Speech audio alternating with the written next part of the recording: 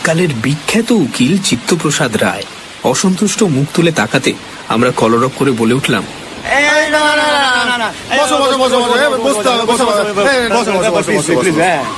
অনেকদিন পরে আবার আপনাকে বিরক্ত করতে আসছি, কিন্তু রাগ করতে পারবেন না।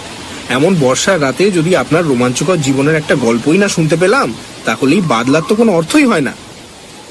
রায় মশাই দাবার বোর্ড সরিয়ে রেখে বললেন, ভালো ক্লাবের মেম্বার হয়েছিলুম, এই বুড়ো বয়সে যে একটু নিশ্চিন্ত মনে দাবা খেলবো তারও উপায় নেই। তা ঠিক আছে, গল্প শুনবেন আপনারা বলছেন, যখন তখন শোনানো যাবে, কিন্তু কিসের গল্প? আমার এই সুদীর্ঘ জীবনে যে কত রকম অভিজ্ঞতা হয়েছে তার তো কোনো সীমা নেই। আচ্ছা, কি ধরনের অভিজ্ঞতার কথা শুনতে চান বলুন? সেরকম কিছু যদি আমার ভান্ডারে থাকে তো বলা যাবে। সমীর বলল, আচ্ছা রায়মশাই, আমরা জানি আপনার জীবনে অনেক ভয়াবহ ঘটনা ঘটেছে, যার মধ্যে কতগুলোই আপনি খুব ভয় পেয়েছেন, কখনো বা পাননি, কিন্তু এমন কি কিছু আপনার স্মৃতিতে আছে যা অত্যন্ত সুন্দর কিন্তু আপনাকে আতঙ্কিত করে? রায়মশাই তার বিরল কেশ মাথাটি আস্তে আস্তে উপর নিচে নাড়লেন, দীর্ঘ নিঃশ্বাস ফেলে বললেন, আছে। কৌশিকী কানাড়া রাগের নাম শুনেছেন? রাত্রের রাগ আমাদের মার্গ সঙ্গীতের মধুরতম রাগগুলির একটি। এই রাগ আমি শুনতে পারিনি, শুনলে এখনো ভয়ে আমার সর্বাঙ্গ অবশ হয়ে আসে। অবশ্য তার জন্য কৌশিকী কানাড়া রাগটি দায়ী তা বলা যায় না। দায়ী সেই রাগের সঙ্গে জড়িত একটি ঘটনার স্মৃতি। সেই ঘটনার কথাই আজ আপনাদের বলবো। আজ থেকে প্রায় 50 বছর আগে আমাকে একবার যেতে হয়েছিল অবিভক্ত বাংলার ঢাকা জেলার মানিকগঞ্জ সাব ডিভিশনের থামল নামে একটি ছোট্ট শহরে। অবশ্য শহর না বলে থামলকে একটা বড় বর্ধিষ্ণু গ্রামই বলা উচিত।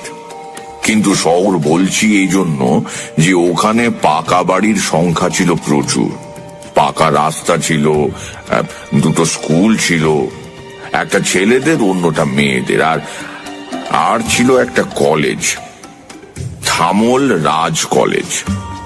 এখানে গিয়েছিলাম আমি তখন উঠতি উকিল। থামলের জমিদার কুলভূষণ সিংহ রায় আমাকে ডেকে পাঠিয়েছিলেন একটা ছোট্ট মামলার তদারকি করবার জন্য। তার কাছে আমাকে রেফার করেছিলেন আমার সিনিয়র ওই মৃগেন্দ্র বোস। আমি গিয়ে পৌঁছানো মাত্র কুলভূষণ খুব যত্ন আত্তি করলেন। তারপর আমার থাকার ব্যবস্থা করে দিলেন রাজ কলেজের টিচার্স মেসে। তার একটা কারণ, তার গেস্ট হাউসে তখন কিছু বাইরের লোক ছিলেন, আর অন্য কারণ তিনি স্বভাবতই অল্প বয়স বলে আমাকে স্টেটের গেস্ট হাউসের উপযুক্ত বলে বিচার করেননি। তবে যেখানে ব্যবস্থা করে দিলেন সেটা যে খারাপ তা কখনোই বলবো না, বরং আমার কাছে তখন অত্যন্ত ভালো বলেই মনে হয়েছিল। এই মেস বাড়িটা ছিল শাস্ত্রমতে 4 তলা, তবে তার মধ্যে প্রথম 2 তলাতেই মেম্বাররা থাকতেন। 3 তলায় ছাদের ওপর একটা ঘর ছিল, আর তার ঠিক ওপরেই আর একটা ঘর ছিল। এই 4 তলার ঘরটায় একটা কাঠের সিঁড়ি বেয়ে উঠতে হতো। 3 তলার ঘরটায় আমার থাকবার ব্যবস্থা হয়েছিল। তা আমি ঘর দেখে মুগ্ধ হয়ে গিয়েছিলাম। বেশ বড় ঘর, 3 দিকে জানলা, কেবল উত্তর দিকটা বন্ধ, কারণ সেই দিকেই ছিল 4 তলায় ওঠার সিঁড়িটা।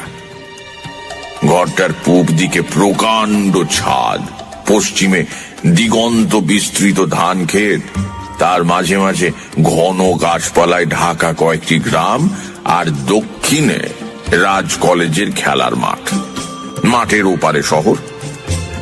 এমন একটা ঘরের কথা আপনারা কলকাতার লোক চিন্তাই করতে পারবেন না। আমি তখন যদিও কলকাতায় থাকি, কিন্তু মূলত আমি গাঁয়ের ছেলে, কাজেই আমি যে অত্যন্ত খুশি হয়ে উঠব তাতে আর আশ্চর্য কি। কলকাতায় হাঁপিয়ে উঠেছিলাম, এখানে এসে যেন নিঃশ্বাস ফেলে বাঁচলুম। মেসের ম্যানেজার সন্তোষ ঘোষাল আমাকে খুব সমাদর করে ডেকে নিলেন। সন্তোষবাবু ছিলেন রাজ কলেজের দর্শনের অধ্যাপক, মধ্যবয়স্ক হাসি খুশি মানুষ। আমাকে প্রথম আলাপেই তুমি সম্বোধন করলেন। এটা সে যুগে খুব সাধারণ ব্যাপার ছিল না। অত্যন্ত স্নেহের সম্পর্ক না হলে চট করে একজন নবপরিচিত ব্যক্তিকে কেউ তুমি বলে সম্বোধন করতো না। আসলে সন্তোষবাবু সার্থক নামা লোক ছিলেন। সকলের প্রতি তিনি ছিলেন সন্তুষ্ট ও স্নেহ সম্পৃক্ত। এমন লোকের তত্ত্বাবধানে এসে পড়ে আমিও বেশ আরাম বোধ করলুম। তা সে সন্তোষবাবু প্রথমেই আমাকে মেসবাড়িটা ঘুরিয়ে দেখালেন। প্রকাণ্ড বাড়ি, পূব পশ্চিমে লম্বা, মাঝখান দিয়ে সিঁড়ি উঠে গেছে 3 তলা পর্যন্ত। প্রথম 2 তলায় দক্ষিণ দিক বরাবর চওড়া বারান্দা, সিঁড়ির দুপাশ দিয়ে বেরিয়ে গেছে তার গায়ে পরপর ঘর। পূব দিকের উইংয়ের ঘরগুলো সিনিয়র প্রফেসরদের, আর পশ্চিম দিকের উইংটা এই সদ্য পাশ করা ছোকরা লেকচারারদের। আর আমার ঘরটা কিন্তু সিঁড়ির ঘরের লাগোয়া ছিল না, ছিল ওই ছাদের দক্ষিণ পশ্চিম কোণে। আমি সন্তোষবাবুকে জিজ্ঞেস করলাম, ঘরটা এমন ভাবে তৈরি কেন? সন্তোষবাবু আমার প্রশ্ন শুনে মৃদু হাসলেন, বললেন, জমিদারের খেয়াল ভায়া। ওই যে 4 তলার ঘরটা দেখছো, ওখানে থাকেন কুলভূষণ বাবু ছোট ভাই রঙ্গলাল সিংহ রায়। ভদ্রলোক, গান পাগল মানুষ, জমিদারিতে মন্টন নেই। রাজ কলেজে শাস্ত্রীয় সঙ্গীত শেখান, আর ওই ঘরে বসে সাধনা করে। মাথায় কিঞ্চিত ছিট আছে জানো, তবে সেভাবে দেখতে গেলে তো ওদের সমস্ত পরিবারটিকেই ছিটগ্রস্ত বলতে হয়। আমি আশ্চর্য হয়ে বললাম, আপনাদের কলেজে শাস্ত্রীয় সঙ্গীত শেখার ছাত্র হয়? মানে মফস্বল শহর বলে কথা। সন্তোষবাবু বললেন, তা হয় বুঝলে। এদিক থেকে বেশ কিছু বড় বড় শিল্পীও তৈরি হয়েছে। আলাউদ্দিন খাঁ সাহেবই তো পূব বাংলার লোক, কাজেই কিছু জেনুইন ছাত্র কখনো কখনো জুটে যায়। আর তাছাড়া কিছু খয়ের খাঁ আছেন, জমিদার বাবুদের খুশি করার জন্য ছেলেকে গান শেখাতে পাঠান। তাদের সংখ্যাই বেশি। বাহ, ভালোই হলো। রঙ্গলাল বাবুর সঙ্গে আলাপ করা যাবে। শাস্ত্রীয় সঙ্গীতে আমারও কিছু অনুরাগ আছে। সন্তোষবাবু হাত নেড়ে বললেন, না বাবু, সে হওয়ার জো নেই। আলাপ করতে চাও তো কলেজে যেতে হবে। এখানে ওনার সাধনার মন্দিরে কোনো বাইরের লোকের প্রবেশ নিষেধ। কনসেন্ট্রেশন নষ্ট হয়ে যাবে এই ভয়। আরে ওই জন্যই তো 4 তলার ওই কুঠুরিটা তৈরি করালেন। প্রথমে তো ঘরটা ছিল না, উনি আগে তোমারই ঘরেই থাকতেন। কিন্তু মেসের লোকেরা ছাদে এসে গল্প গুজব করতো, কেউ জানলা দিয়ে উঁকি ঝুঁকি মারত, তাতে ওর খুব অসুবিধে হতো। তাই এখন এমন কায়দার ঘর করেছেন যে পাখি না হলে কারুর পক্ষে জানলা দিয়ে উঁকি মারা সম্ভব নয়। গভীর রাতে ওই সরু কাঠে সিঁড়ি বেয়ে ওর দরজায় টোকা দেওয়ার মতো মারাত্মক শখও কারুর নেই। গভীর রাতে কেন? উনি তো গভীর রাতেই ঘরে আসেন। কলেজেই থাকেন রাত 7টা 7:30 পর্যন্ত, তারপর বাড়ি যান, মানে জমিদার বাড়ি। সেখান থেকে খাওয়া দাওয়া করে এখানে শুতে আসেন তখন অনেক রাত। কিন্তু মজা কি জানো, উনি যে কখন শোন সেটা আমরা আজ পর্যন্ত বের করতে পারলাম না। তার মানে জানো, সারা রাতের মধ্যে যখনই ঘুম ভাঙে, সে যখনই হোক, শুনি ওর ঘর থেকে কোনো না কোনো যন্ত্রের মৃদু সুর ভেসে আসছে। সমস্ত দরজা জানলা বন্ধ করে বাজান, যাতে কারোর বিরক্তি না ঘটে। তবু শোনা তো যায়। তাই বলছিলাম, মাথায় ঝিট আছে। কোন সুস্থ মস্তিষ্কের লোক দিনের পর দিন না ঘুমিয়ে বেঁচে থাকতে পারে বলো? আমার তো বাবু পাক্কা 8 ঘন্টা ঘুম না হলে পরদিন কলেজের লেকচারের বদলে শুধু হাই। সন্তোষবাবুর কথায় একটা কথা বুঝতে পারলুম যে একটি বিচিত্র লোকের সান্নিধ্যে আমাকে এরপর কয়েকদিন কাটাতে হবে। প্রথম দিন অত্যন্ত ক্লান্ত ছিলুম, কাজেই বিছানায় শুতে না শুতেই ঘুম। ঘুম যখন ভাঙল তখন ভোর হতে খুব বেশি সময় বাকি নেই। আকাশ অন্ধকার বটে, কিন্তু প্রথম আলোর চরণধ্বনি শোনবার প্রত্যাশায় নিদ্রিত পৃথিবী যে আস্তে আস্তে জেগে উঠছে আর সেটা বেশ অনুভব করা যায়। আর ঠিক তখনই শুনলুম রঙ্গলাল বাবুর ঘর থেকে ভেসে আসা এসরারের মৃদু গুঞ্জন। পরিচিত ডাক, খুব সম্ভবত আশাবরী। কিন্তু কি চমৎকার হাত! দেহ মন যেন এক প্রশান্ত আনন্দে ভরে গেল। আমি বিছানা ছেড়ে উঠে আস্তে আস্তে ছাদে চলে এলুম। পূব দিকে তখন খুব সামান্য রঙের ছোঁয়া লেগেছে, দু একটা পাখি ডাকতে আরম্ভ করেছে। সেই নির্জন রাত্রি শেষে ভোরবেলা আশাবরীর সুরে আপ্লুত হয়ে আমি স্তম্ভিতের মতো দাঁড়িয়ে রইলুম।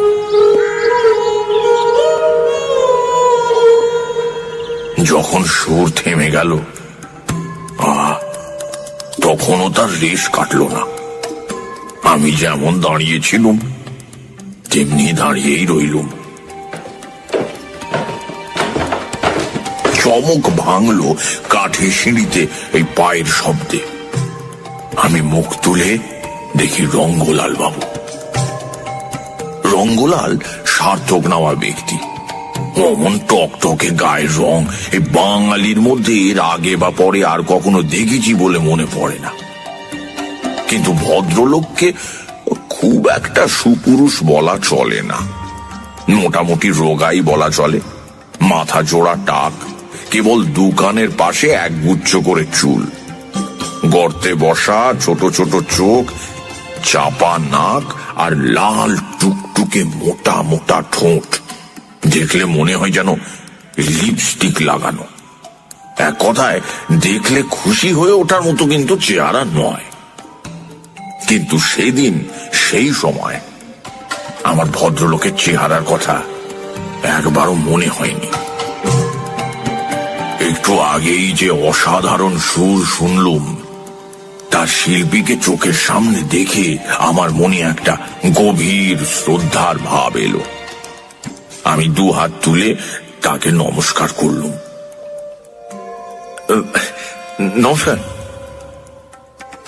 কিন্তু রঙ্গলাল প্রতি নমস্কার করা দূরস্থান, কেমন একটা অদ্ভুত ভ্রুকুটিতে আমাকে অভিষিক্ত করে তাড়াতাড়ি নিচে নেমে গেলেন।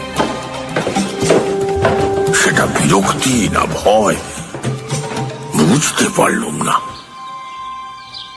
একটু বেলা বাড়তে আমিও নিচে গেলুম চায়ের সন্ধানে। সেখানে সন্তোষ বাবুর সঙ্গে দেখা। ওকে রঙ্গলাল বাবুর কথা বলতেই উনি বললেন, কি হে, তোমাকে তখনই বলিনি ওর সঙ্গে এখানে আলাপ করার চেষ্টা বৃথা। ভদ্রলোক এমনিতেই একটু বেশি রকমের গম্ভীর, কলেজেও কথা বলেন খুব কম, কিন্তু এ বাড়িতে কথা একেবারেই বলেন না। তার অবশ্য কারণ আছে। কি কারণ? কারণ দুটো। প্রথম, উনি এখানে আসেন সাধনা করতে, তখন কথা বলে নষ্ট করবার মতো সময় ওর থাকে না। দ্বিতীয় হচ্ছে, এই মেসে যারা আছেন তাদের সঙ্গীত সম্বন্ধে যা জ্ঞান সে সম্বন্ধে যত কম বলা যায় ততই ভালো। আর একটু বেলা বাড়ুক, সবাই যখন কুয়োতলায় স্নান করতে যাবেন তখন তাদের সঙ্গীত চর্চা একটু শুনো, মানে শুনতে তোমাকে হবেই।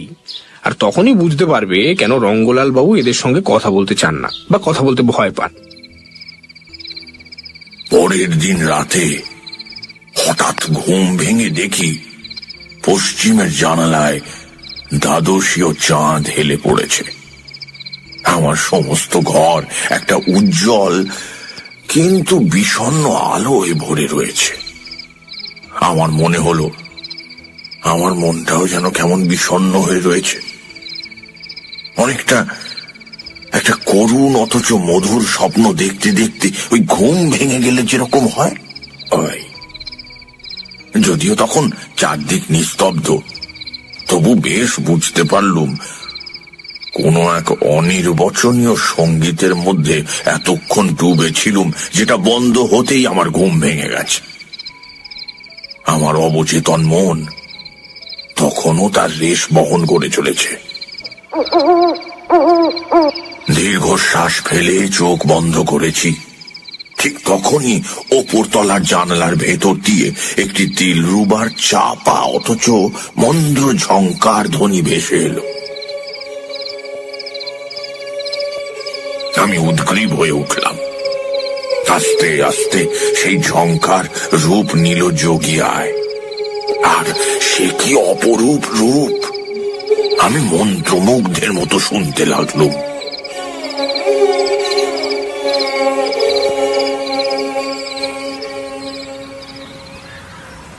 বাজনা যখন থামলো তখন পশ্চিম আকাশ অন্ধকার করে চাঁদ অস্ত গেছে। পূবের আকাশ নতুন দিনের সম্বর্ধনার জন্য প্রস্তুত। আমি রোমাঞ্চিত দেহে মাতালের মতো টলতে টলতে বিছানা ছেড়ে উঠে ঘর থেকে বেরিয়ে এই ছাদের উপর এসে দাঁড়ালো।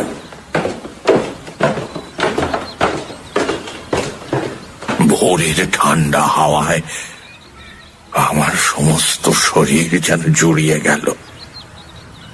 আমি পশ্চিম দিকের আলসের ওপর ভর দিয়ে ওই দূরের ধান ক্ষেতের দিকে চেয়ে রইলুম, যাতে আমার পেছনে যার পায়ের শব্দ সিঁড়ি দিয়ে নেমে আসছে তার ভুরু ভঙ্গি এই ভোরের বাতাস আর যোগিয়ার রেশটুকু নষ্ট করে দিতে না পারে।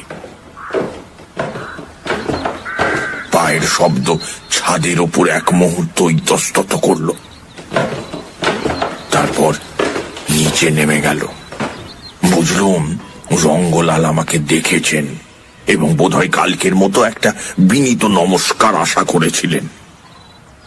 শুধু বুঝলাম না নমস্কারটি না পেয়ে তিনি খুশি হলেন কিনা। সন্তোষবাবু আমাকে দেখেই হইচই করে উঠলেন। আরে এই যে চিত্তপ্রসাদ, সারা রাত ঘুমোনি নাকি? হ্যাঁ, চোখের তলায় খালি, মুখটা পাশুটে হয়ে রয়েছে, ওপরের বাজনায় ঘুমের ব্যাঘাত হচ্ছে বলে মনে হচ্ছে। তুমি বরং নিচে চলে এসো, আমার ঘরেই না হয় একটা খাট পেতে দেওয়া যাবে। রাত্রে ঘুম না হলে সারাদিন আদালতে কাজ করবে কি করে বলো তো?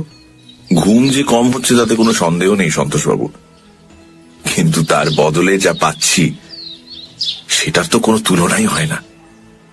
কি অসাধারণ হাত আপনাদের রঙ্গলাল বাবুর! এমন গুণী লোক এখানে পড়ে পড়ে নষ্ট হচ্ছেন। কলকাতায় গেলে ওকে তো সকলে মাথায় করে রাখবে। বটে বটে, তা তোমার তো বাবু গান বাজনা সম্পর্কে দিব্যি জ্ঞান আছে দেখছি। তালিম টালিম নিয়েছো নাকি কোনো ওস্তাদের কাছে? আগে হ্যাঁ, তারাদাস গোস্বামীর কাছে আমার প্রথম হাতে খড়ি। এখন মাঝে মাঝে ওস্তাদ ওয়াহিদুল্লাহ খানের কাছে যাই। ও বাবা, তুমি তারাদাস গোসাইয়ের ছাত্র? বলো কি! আমি যে গানের গ জানি নে, আমিও তার নাম শুনেছি। তবে তুমি তো সত্যি সত্যি কিছু জানো দেখছি, ভারী আশ্চর্য ব্যাপার। কেন আশ্চর্য কিসের? আমার চেহারা দেখলে মনেই হয় না যে আমি গান সম্পর্কে কিছু জানতে পারি?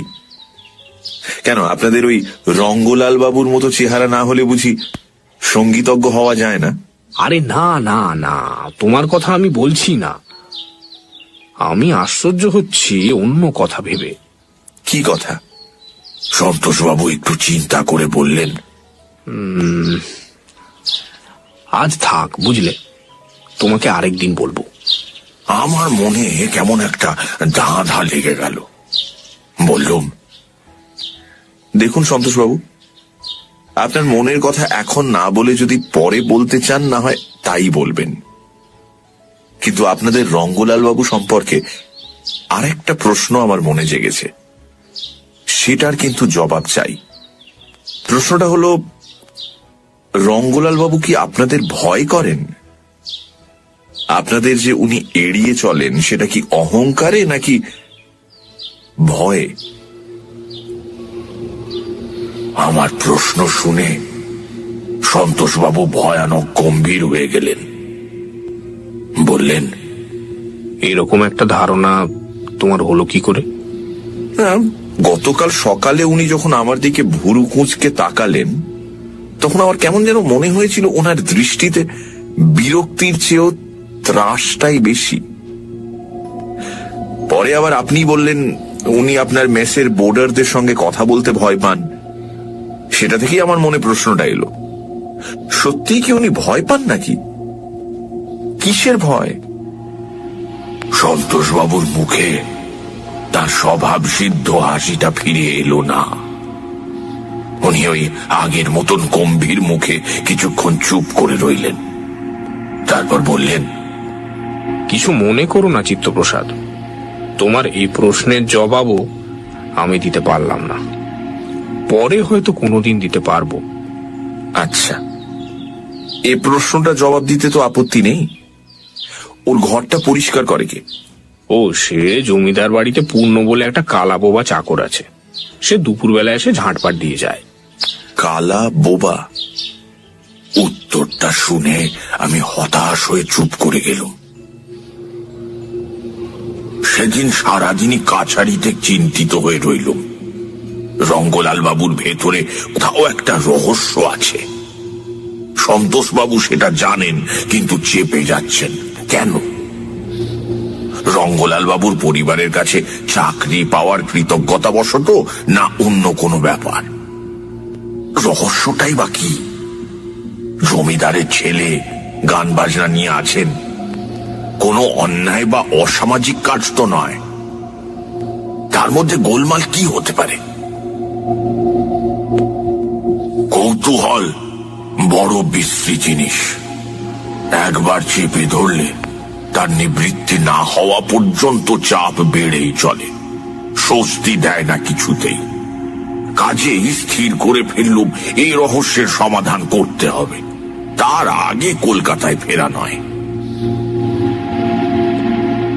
এই স্থির করতে করতেই 4টে বেজে গেল।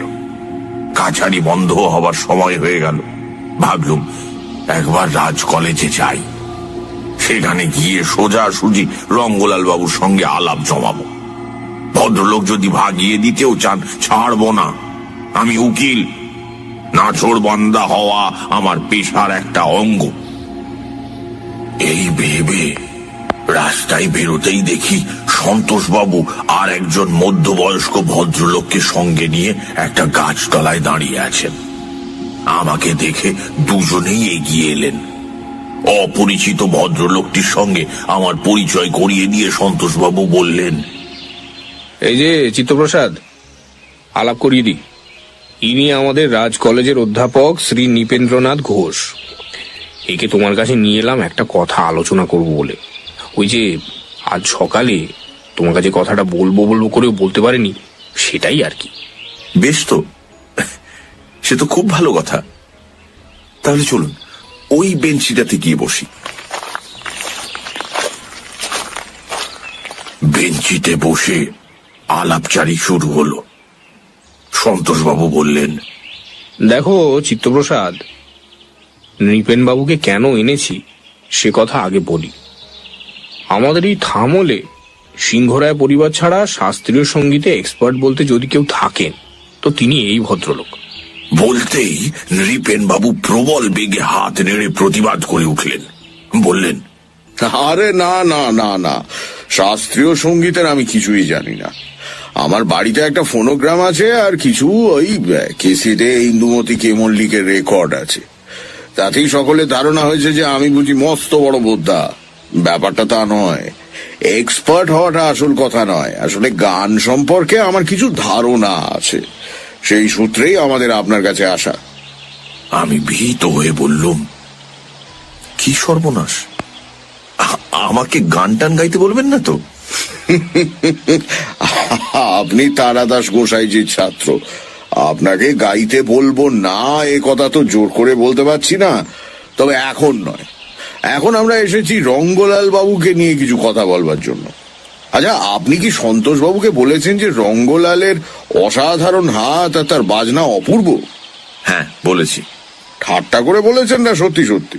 ঠাট্টা হতে যাবে কেন? আমি তো ওর বাজনা শুনেছি, সত্যি অসাধারণ বাজানোর হাত ওর। কি শুনেছেন? প্রথম দিন এসরাজে আশাবরী, আর দ্বিতীয় দিন দিলরুবায় যোগিয়া। এই, আর দুটোই ভোর রাতে ঘুম চোখে শুনেছেন তো? তাহলে ঠিকই আছে। আসলে কথা কি জানেন, রঙ্গলাল ইদানিং কেমন একটু রহস্যময় হয়ে পড়েছে, তাই। আর একটু খোলসা করে বলুন তো, আমি তো কিছুই বুঝতে পারছি না। গান বাজনার মধ্যে রহস্য আসে কোত্থেকে? আচ্ছা বেশ, আমি তাহলে যথাসাধ্য খোলসা করে বলছি।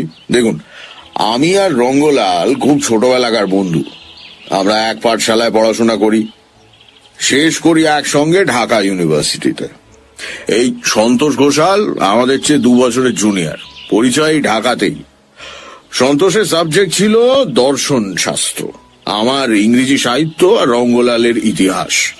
ঢাকার জগন্নাথ হলে একসময় আমরা 3 জনে বড়ই আনন্দে সময় কাটিয়েছি।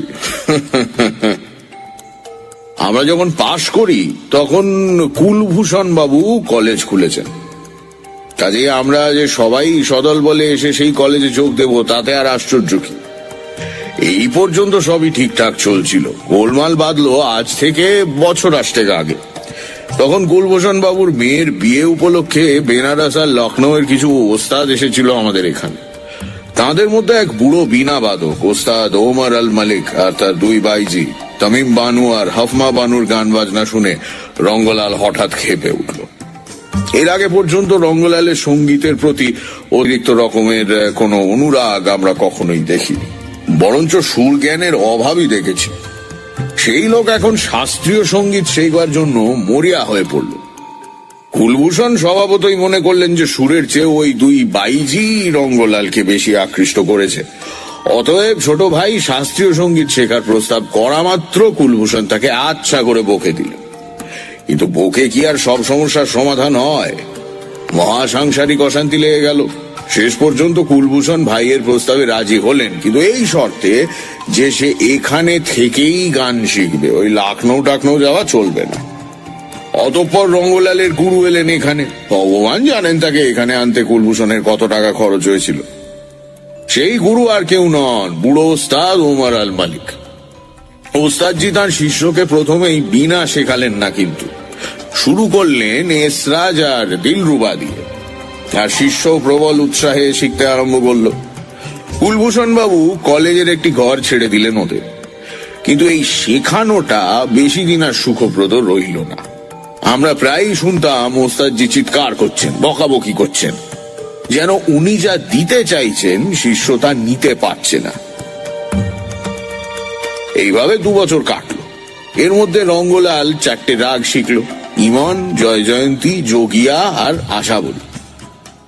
তারপরেই ওস্তাদজি অসুস্থ হয়ে পড়লেন। সেই অসুখ থেকে আর উঠলেন না। সবাই মিলে সেবা করেও কোনো লাভ হলো না।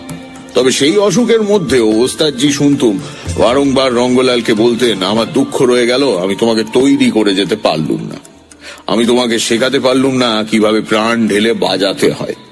তুমি খুবই মন দিয়ে বাজাও, তাতে তোমার সুরটা শুদ্ধ হয়, কিন্তু প্রাণ দিয়ে বাজাও না, তাই সেটা সুন্দর হয় না।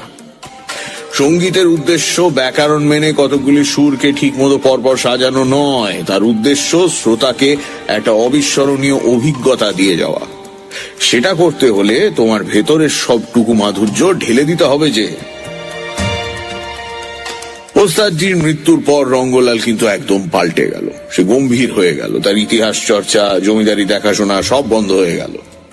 সব সময় সে ওই 4টে রাগের রেওয়াজ করতে লাগলো।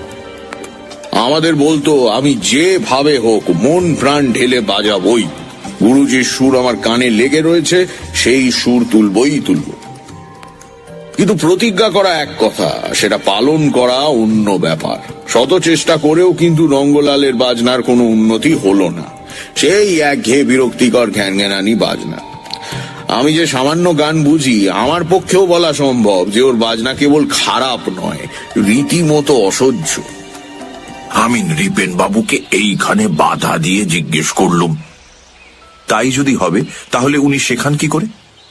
আর কি করে, 3 বছর আগে কুলভূষণ বাবু ওই একটা মিউজিক ডিপার্টমেন্ট খুলেছেন, মূলত বোধহয় ভাইকে কিছুটা কাজকর্মে রাখার জন্য, নইলে ভাইটা পাগল হয়ে যাবে এই ভয় ছিল তার বোধহয়। আর ভাইও সেই রকম শেখাচ্ছেন। কোনো ছাত্রই তো দেখলুম 5-6 মাসের বেশি টিকছে না। তবে কি জানেন, রঙ্গলাল ভালো বাজান কি খারাপ বাজান তাতে আমার কিছু আসে যায় না, কিন্তু মানুষটা যদি পাল্টে যায় তবে বন্ধু হিসেবে অবশ্যই যায় আসে।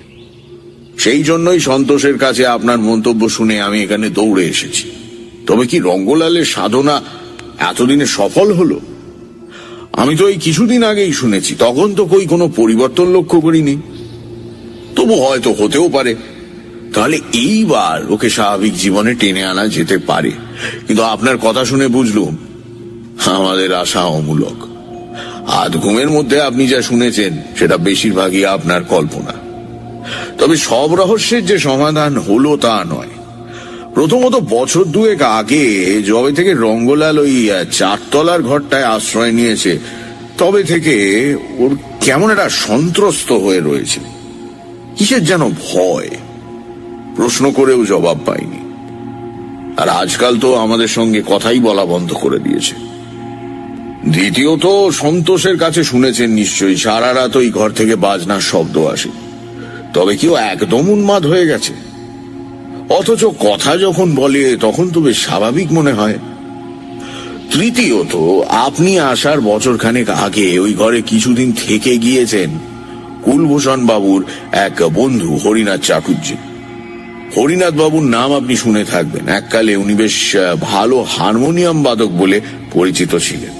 উনি যাবার সময় কুলভূষণকে যা বলে গেছেন তা প্রায় আপনি যা বলছেন তাই। কেবল অতিরিক্তের মধ্যে রয়েছে ওই যে 4টে রাগের নাম বললুম, সেগুলো ছাড়াও আরো কিছু দুষ্প্রাপ্য এবং দুরূহ রাগও নাকি তার কানে এসেছিল। তা হরিনাথ চাটুর্য তো আবার নেশা টেশা করার ব্যাপারে কিছু কম যান না। এই অতিরিক্তটুকু বাদ দিলে যা থাকে তাতে বোঝা যাচ্ছে তিনিও আপনারই মতো কল্পনার শিকার হয়েছিলেন।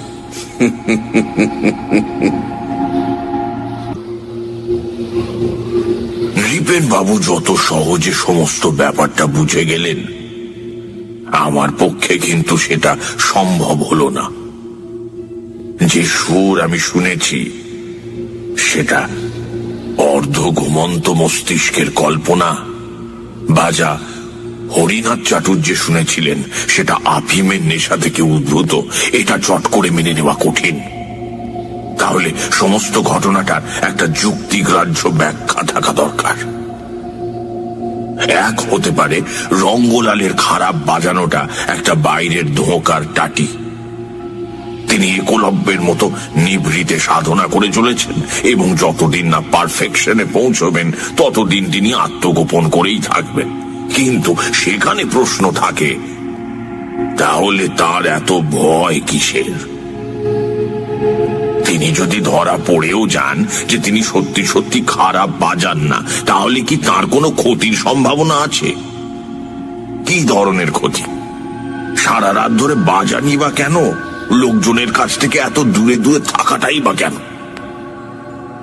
আরেক হতে পারে হয়তো রাতের বাজনাটা রঙ্গলাল বাজানি না, বাজায় অন্য কেউ। গান পাগল রঙ্গলাল হয়তো কাউকে এনে আটকে রেখেছেন ওই ঘরে, সেই সারা রাত বাজায় আর রঙ্গলালের সুরের পিপাসা মেটায়। ব্যাপারটা বেআইনি, তাই রঙ্গলালের এত ভয়। কিন্তু 2 বছর ধরে একজন লোককে এইভাবে লোক চক্ষুর আড়ালে লুকিয়ে রাখাটা কি সম্ভব? এই সব ভাবতে ভাবতে মেসে ফিরছিল। আমি আগেই বলেছি, মেসে আসতে গেলে রাজ কলেজের মাঠের পাশ দিয়ে আসতে হয়। সেখানে আসতেই একটি ছেলে আমাকে ডাকলো। দাদা, ও দাদা, ও দাদা, বলল, আপনি তো চিত্তপ্রসাদ রায়। মাস্টারমশাই আপনাকে একবার ডাকছেন। কোন মাস্টারমশাই? আমাদের গানের মাস্টারমশাই। তিনি ওই ওই ওই দোতলার কোণের ঘরটায় আপনার জন্য অপেক্ষা করছেন। অর্থাৎ রঙ্গলাল।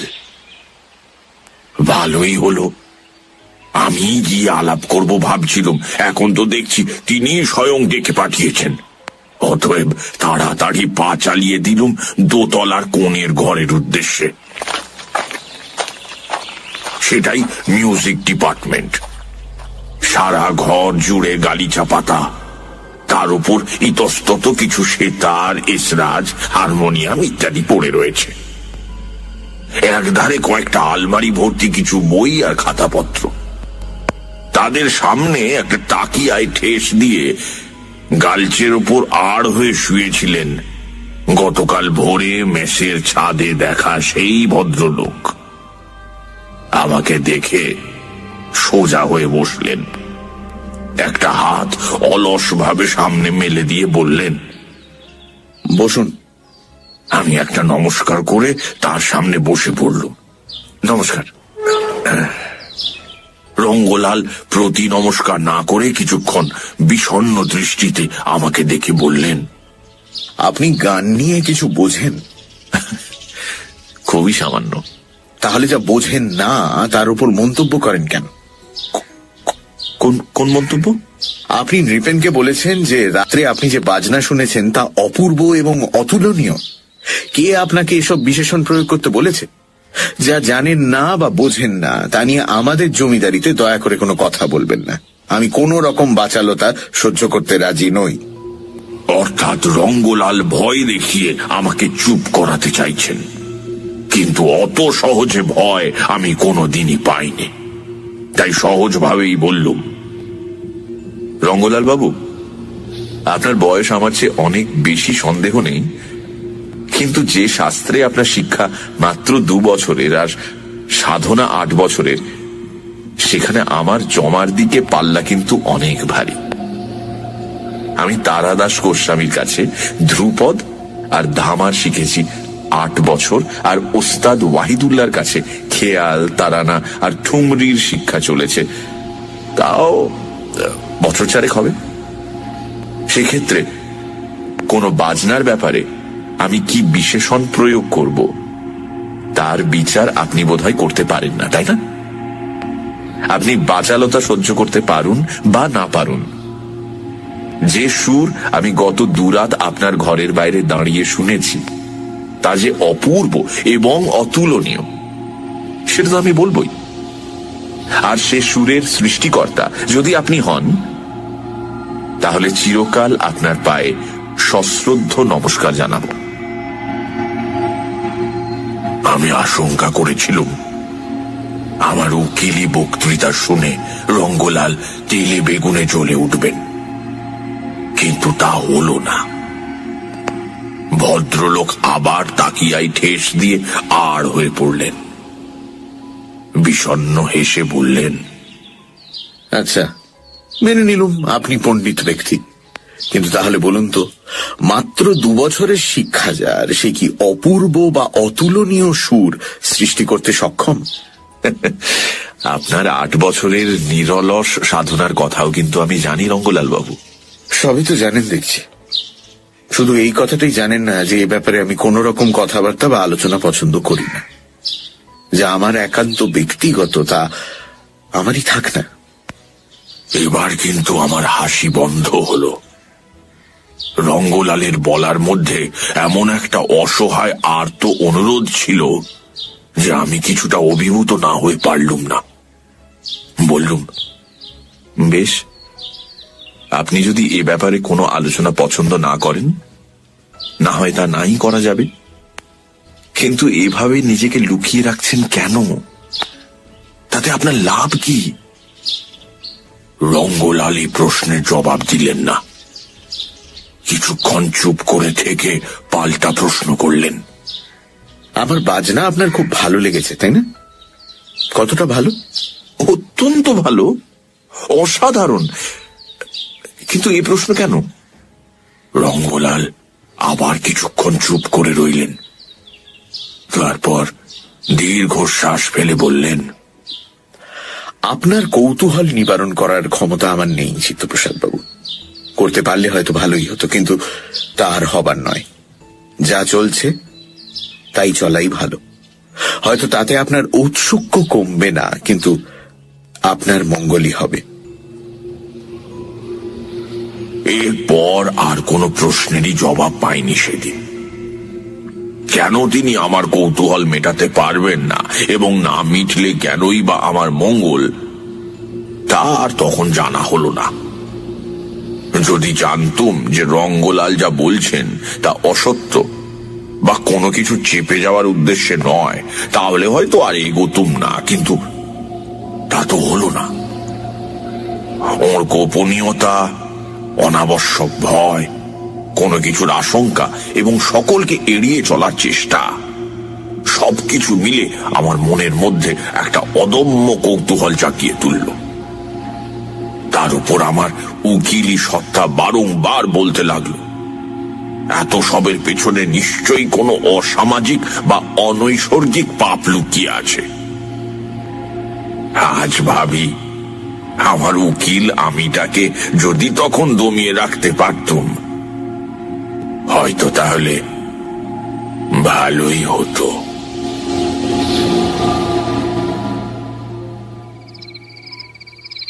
সে রাত্রে স্বভাবতই ঘুমোবো না বলে স্থির করে ফেললুম। মাথার কাছে একটা হ্যারিকেন লণ্ঠন জেলে সখারাম গণেশ দেউস্করের দেশের কথা পড়তে শুরু করে দিল। রঙ্গলাল যে কখন ওপরে গেলেন টের পাইনি। হঠাৎ সেতারের ঝংকারে চমক ভাঙল। নৃপেন বাবুর কথা মনে পড়ল। সেতার বাজার তো কথা নয়। আর তারপর সেই ঝংকারের ভেতর থেকে ধীরে ধীরে রূপ নিল মারোয়া। আমি নেশাগ্রস্তের মতো শুয়ে শুয়ে সেই অপূর্ব সুরের তরঙ্গে ডুবে যেতে লাগলুম। আবার নৃপেন বাবুর কথা মনে পড়ল। যে 4টে রাগের নাম তিনি করেছিলেন, এটি তো তাদের একটিও নয়। কিন্তু আশ্চর্য হবার সেদিন আরো বাকি ছিল। কখন যেন মারোয়া শেষ হয়ে গেল। গভীর রাতে ওপরের ঘর থেকে গুঞ্জরিত হয়ে এলো এক অশ্রুত পূর্ব সুর।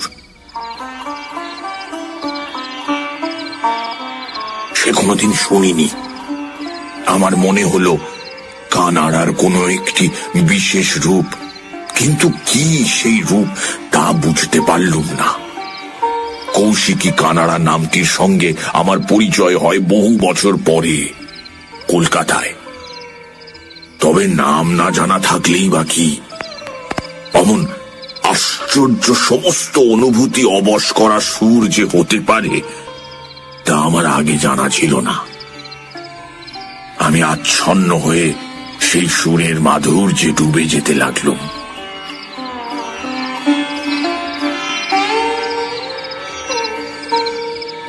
তারপর সারা রাত ধরে চলল আরো কত সুরের বিস্তার। তাদের একটিও নৃপেন বাবুর দেওয়া লিস্টের অন্তর্ভুক্ত নয়। রাত শেষ হল ললিতের মধ্য দিয়ে। আমি তৃপ্ত মুগ্ধ মনে বাইরে এসে দাঁড়ালুম। জীবনে খুব কম সময় নিজেকে অমন সমৃদ্ধ ও পরিপূর্ণ বলে মনে হয়েছে। ভেবেছিলুম রঙ্গলাল রোজকার মতো সেদিনও আমার সঙ্গে বাক্যালাপ না করে নিচে চলে যাবেন। তাই আলসের ওপর ভর দিয়ে পূবের আকাশে অন্ধকারের দিকে তাকিয়েছিলুম। কিন্তু রঙ্গলালের পায়ের শব্দ নিচে যাওয়ার সিঁড়ির দিকে না গিয়ে আমার পেছনে এসে থামল। আমি ঘুরে দাঁড়ালুম। রঙ্গলাল একটু কুণ্ঠিত হাসি হাসলেন, বললেন, কি আজ কিরকম শুনলেন? আমি বললুম, এটা নিতান্তই অবান্তর প্রশ্ন রঙ্গলাল বাবু। যা শুনেছি তা অতুলনীয়, এক অবিস্মরণীয় অভিজ্ঞতা। রঙ্গলাল লোভার্ত অথচ কাতর দৃষ্টিতে আমার দিকে চেয়ে বললেন, আমার বাজনা আপনার কাছে অতুলনীয় অবিস্মরণীয় বলে মনে হয়েছে? হ্যাঁ রঙ্গলাল বাবু, আপনি বিশ্বাস করুন, আপনার মতো ধনী আজ আমাদের দেশে বড় বেশি নেই। আপনি এই পরিবেশের বাইরে এসে দাঁড়ান, দেখবেন সমস্ত দেশ আপনাকে কতখানি সম্মান দেয়। না, তা হয় না চিত্তপ্রসাদ বাবু। আমি অধৈর্য হয়ে বললুম, কেন হয় না? রঙ্গলালের মুখে আবার সেই ভীত সন্ত্রস্ত ভাবটা ফিরে এলো। বললেন, কারণ এই সুরের স্রষ্টা আমি নই চিত্তপ্রসাদ বাবু। এই সুর আমার ভেতরে আসে কোত্থেকে আসে আমি জানি না, কিন্তু আমাকে দিয়ে কেউ বাজায়। আমার যন্ত্রটার মতো আমিও তখন যন্ত্র হয়ে যাই। সব স্রষ্টাই এই কথাই বলেন রঙ্গলাল বাবু। শিল্পে, সাহিত্যে, সঙ্গীতে সব সৃষ্টির মূলেই নাকি থাকে কোনো অতীন্দ্রিয় অলৌকিক অনুপ্রেরণা। অনেক বিখ্যাত গায়কই তাদের অনন্য সাধারণ সঙ্গীত সৃষ্টির পর বলেছেন যে তারা যে কি গেয়েছেন তা তাদের মনে নেই, যেন অন্য কেউ তাদের উপর ভর করে সেই সঙ্গীতের জন্ম দিয়েছে। এটা খুবই স্বাভাবিক রঙ্গলাল বাবু। আমার কথায় রঙ্গলাল খুব একটা সান্ত্বনা পেলেন বলে মনে হলো না। কিছুক্ষণ বিষণ্ণ মুখে চুপ করে রইলেন, তারপর দীর্ঘশ্বাস ফেলে বললেন, কি যে স্বাভাবিক আর কি অস্বাভাবিক তা বোঝার মতো ক্ষমতা আমার নেই। কিসের ঘরে চলেছি, কোথায় এর শেষ জানি না। তবুও আপনার কাছে প্রশংসা পেলুম, এটাই লাভ। আমার হাত দিয়ে কখনো কখনো সুন্দর সুশ্রাব্য বাজনা বেরোয়, সেটা জানতে পারাই তো মস্ত বড় পুরস্কার। বুঝতে পারলুম রঙ্গলালের কাছে প্রকৃত সমজদারের প্রশংসা মোটেই সুলভ নয়। এই শহরে তেমন সমজদারও আসেন না, আর তার বন্ধু বান্ধবের মনে তার খারাপ বাজনার যে স্মৃতিটি আছে সেটাও যাবার নয়। কাজেই প্রশংসা প্রত্যাশী তার শিল্পী মন অতৃপ্তই থেকে যায়। ভাবলুম সেই প্রত্যাশাটাই বাড়িয়ে তোলা যাক। দেখা যাক ওর সেই দুর্বলতার সুযোগ নিয়ে ওর সামনে বসে বাজনা শোনার অনুমতি আদায় করা যায় কিনা। তাতে দুটো লাভ হবে বলে আমার মনে হয়েছিল।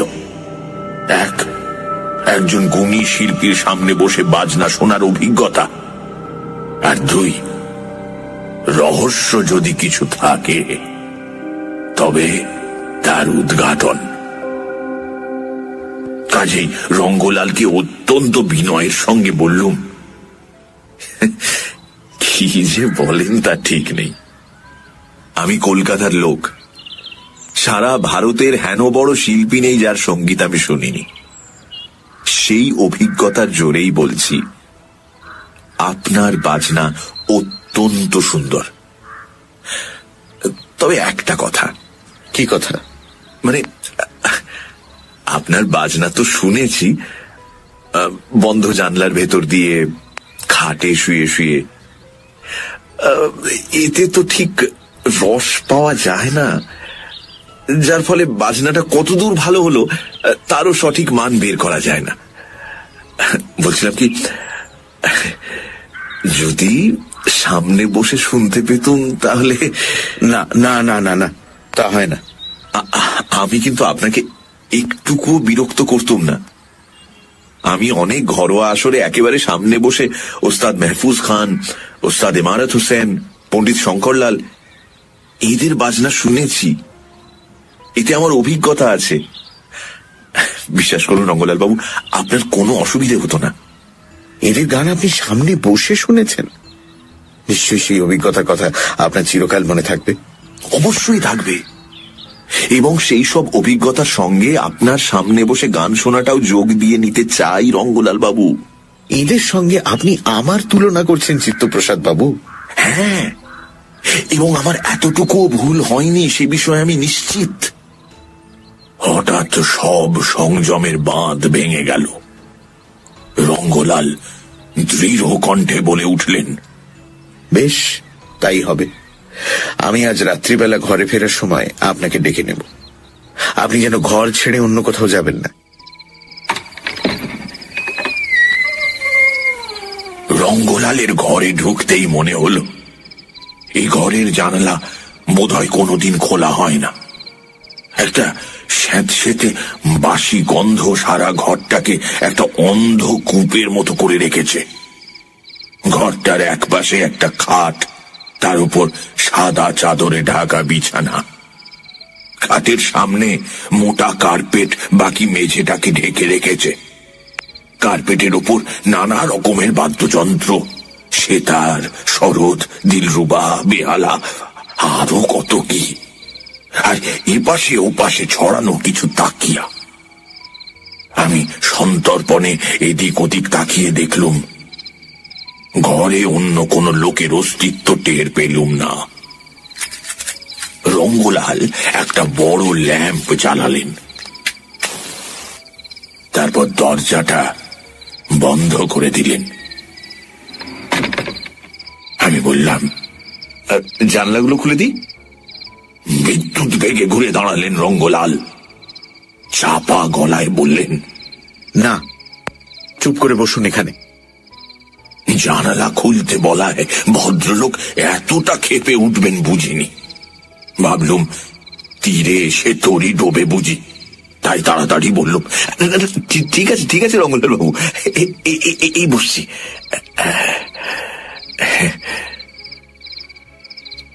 রঙ্গলাল আমার সামনে কার্পেটের ওপর বসলেন। একটা এসরাজ টেনে নিয়ে মাথা ঝুঁকিয়ে বোধহয় স্বর্গস্থ গুরুকে নমস্কার জানালেন। তারপর ছড় দিয়ে তারের উপর লাগালেন টান। যে সুরটা বের হলো সেটা একেবারেই আনন্দবর্ধক নয়। রাগটা যে জয় জয়ন্তী সেটা বুঝলাম, কিন্তু সেটা যতই এগোতে লাগলো ততই আমি বিমর্ষ হয়ে পড়তে লাগলো। একেবারে শিক্ষানবিশ হাত যে কোনো গানের স্কুলের প্রথম শ্রেণীর ঘরের পাশ নিয়ে গেলে এরকম শব্দ শোনা যায়। কিন্তু বাজনা যতই নিম্নমানের হোক না কেন, আমার কিরকম যেন একটা মনে হতে লাগলো এটা ধোঁকার টাটি, আসল বস্তু ক্রমশ প্রকাশ্য। ধৈর্যং রহু ধৈর্যং, সবুরে নিশ্চয়ই মেওয়া ফলবে। বেশিক্ষণ সবুর করতে হলো না।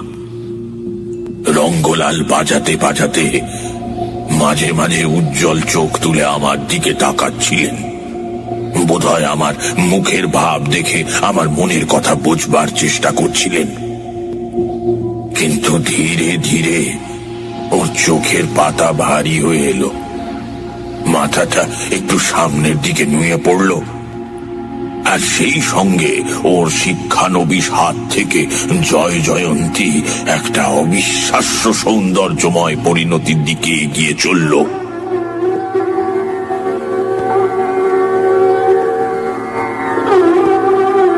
এই পরিবর্তনটা আসতে যে কত সময় লেগেছিল তা বলতে পারবো না, কিন্তু হঠাৎ আমি অনুভব করলাম আমি সুরের মায়ায় আচ্ছন্ন হয়ে পড়েছি। সেই সঙ্গে আরো একটা অনুভূতি আমায় অধিকার করে ফেলল। সেটা কিন্তু আনন্দের নয়, বরং সম্পূর্ণ বিপরীত। বদ্ধ ঘরের হাওয়াটাই যেন ভারী হতে হতে জগদ্দল পাথরের মতো আমার বুকের ওপর চেপে বসল। আমার মনে হতে লাগলো যেন আমি একটা আলো বাতাসহীন অন্ধকার কুয়োর মধ্যে পড়ে গেছি। সেখানে জলের বদলে রয়েছে সুর, আর আমি তার মধ্যে ডুবে যাচ্ছি। একটু আলো, একটু মুক্ত বাতাসের জন্য আমার সমস্ত সত্তা আকুলি বিকুলি করতে লাগলো। মনে হলো এক্ষুনি কিছু না করতে পারলে আমি বোধহয় মরে যাব।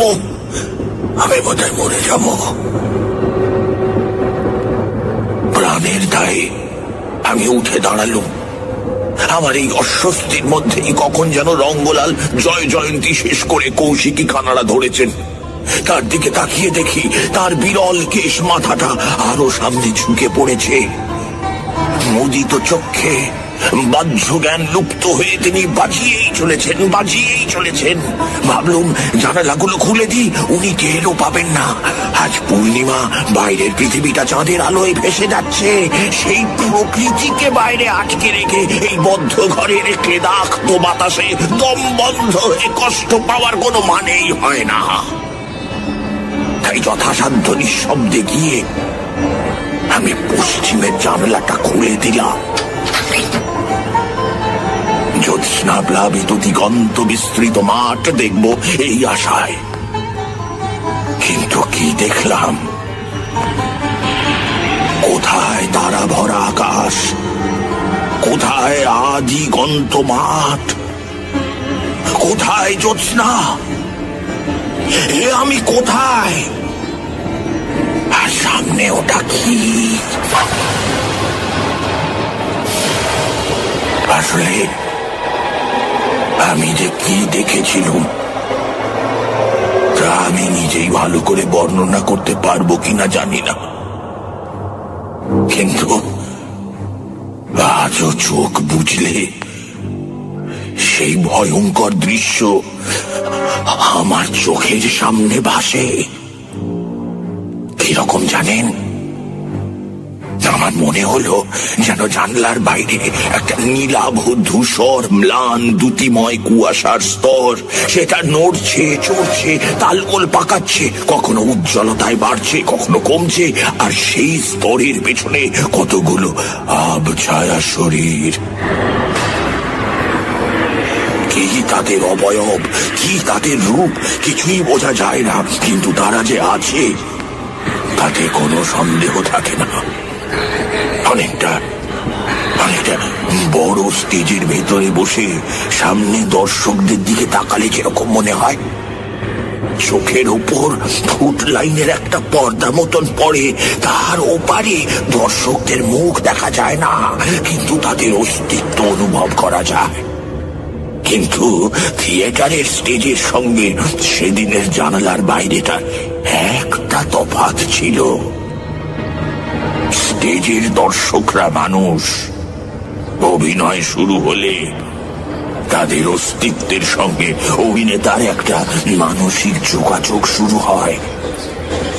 কিন্তু সেই জানালার বাইরে সেদিন যারা উপস্থিত ছিল তারা যে রক্ত মাংসের মানুষ নয়, সেটা এক মুহূর্তেই প্রতীয়মান হলো আমার কাছে। শুধু তাই নয়, তারা যে কেবল অপার্থিব তাই নয়, আমি অনুভব করলুম তারা কুৎসিত, অশুভ, দূষিত কোন সত্তা। কুষ্ঠ রোগ আক্রান্ত কদর্য মনোবৃত্তি সম্পন্ন কোন মালি যেমন বাগানে অসাধারণ ফুল ফুটিয়ে তার সৌন্দর্য উপভোগ করে, তেমনি এরাও রঙ্গলালের হাত দিয়ে সুর সৃষ্টি করে তার রসাস্বাদন করছে। কিন্তু তাই বলে রঙ্গলালের প্রতি তাদের কিছু মাত্র মমতা নেই। শুধু রঙ্গলাল কেন, কোনো কিছুর প্রতি এদের মমতা নেই। এদের সমস্ত অস্তিত্বটাই অমঙ্গলজনক, ক্লেদাক্ত, ভয়ঙ্কর। সেই কুয়াশার মধ্যে তাদের সরীসৃপের মতো নড়াচড়া আমি অনুভব করলুম। জানালাটা খুলে দেওয়ায় তাদের মধ্যে বীভৎস উল্লাসও যেন দেখতে পেলুম। আর সেই সঙ্গে মনে হলো সেই স্পন্দমান কুয়াশার স্তরটা যেন দুলতে দুলতে ঘরের ভেতরে ঢুকে আসছে। আমি ভীষণ আতঙ্কে জানালা থেকে ছিটকে পিছিয়ে এলুম। তখন মনে একটাই চিন্তা, এই ঘর থেকে পালাতে হবে, আমাকে এই ঘর থেকে পালাতে হবে। পেছনে তখন রঙ্গলাল প্রবল জলতে সুর ধরেছেন। আমি দৌড়ে গিয়ে তার কাঁধ ধরে ঝাঁকানি দিয়ে বললুম, রঙ্গলাল বাবু শিগগির চলুন, এখান থেকে পালাই। রঙ্গলাল বাবু। আর পর মুহূর্তেই আর্তনাদ করে আমি দরজাটার উপর আছড়ে পড়লুম।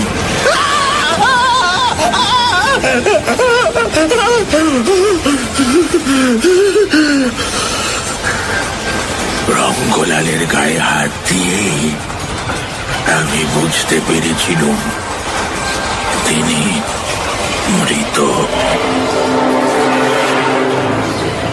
বরফ শীতল তার শরীর, কাঠের মতো শক্ত, তাতে জীবনের চিহ্ন মাত্র নেই। একটা যন্ত্রের মতো তার প্রাণহীন প্রকোষ্ঠ বাজিয়ে চলেছে কৌশিকী কানাড়া।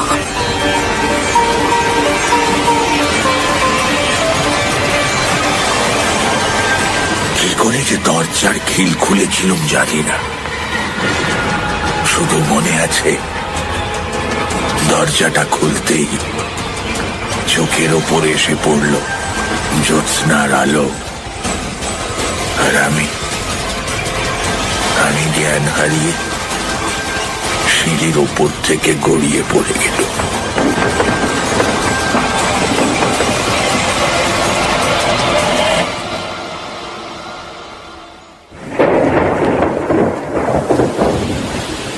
জ্ঞান ফিরল পরদিন সকালে সদর হাসপাতালে। আমার পাশে তখন রিপেন বাবু আর সন্তোষ বাবু বসে। জানতে পারলুম আমার সিঁড়ির উপর থেকে পড়ে যাওয়ার শব্দ শুনে কয়েকজন বোর্ডার দৌড়ে উপরে আসেন। তারা দেখেন রঙ্গলালের দরজা ভেতর থেকে বন্ধ, বাজনা চলেছে, আর সিঁড়ির নিচে অজ্ঞান আমি।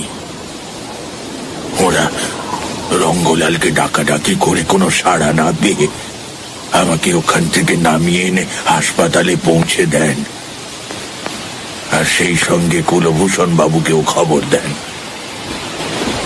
কুলভূষণ হাসপাতালে আমাকে দেখে যখন টিচার্স মেসে গিয়ে পৌঁছন, তখনও রঙ্গলালের ঘরের দরজা বন্ধ, কিন্তু বাজনা বন্ধ হয়ে গেছে। আবার ডাকাডাকিতে কোনো সাড়া না পেয়ে কুলভূষণের আদেশে দরজা ভেঙে ফেলা হয় এবং দেখা যায় ঘর শূন্য। কুলভূষণ সন্দেহ করেছিলেন রঙ্গলাল হয়তো জানালা দিয়ে বাইরে লাফিয়ে পড়ে আত্মহত্যা করেছেন, কিন্তু তন্ন তন্ন করে খুঁজেও তার মৃতদেহ কোথাও পাওয়া যায়নি। তবে শুনেছি পুলিশ নাকি আমাকে জিজ্ঞাসাবাদ করতে চেয়েছিল, কিন্তু ওই কুলভূষণ তার প্রভাব বিস্তার করে তাদের নিরস্ত করেন। এবং শুধু তাই নয়, তিনি নিজেও আমাকে কোনোদিন কোনো প্রশ্ন করেননি। তিনি কি কিছু জানতেন? জানি না। আর আপনাদের মতো সে যুগে অন্য ডাইমেনশন সম্পর্কেও আমাদের কোনো জ্ঞান ছিল না। আমাদের জগতের সঙ্গে অন্য জগতও যে সম্পৃক্ত হয়ে থাকতে পারে, আমাদের অনুভূতির বাইরেও যে জীবন থাকতে পারে, এইসব থিওরি আমরা কখনো কল্পনাও করিনি। কাজেই রঙ্গলালের হারিয়ে যাওয়া, প্রতি রাতে তার প্রাণহীন শরীরের সুরসৃষ্টি, সেই ক্লেদাক্ত ভয়ঙ্কর কুয়াশার পিণ্ডের দৃশ্য, সেই কুয়াশার পেছনে কদর্য উল্লাস, সবই আমার কাছে একটা ভয়াবহ আতঙ্কের স্মৃতি। আর তাই যখনই আমি কৌশিকী কানাড়া শুনি, সেই স্মৃতিগুলো আমার চোখের সামনে ভেসে ওঠে। আমি ভয়ে অবশ হয়ে পড়ি।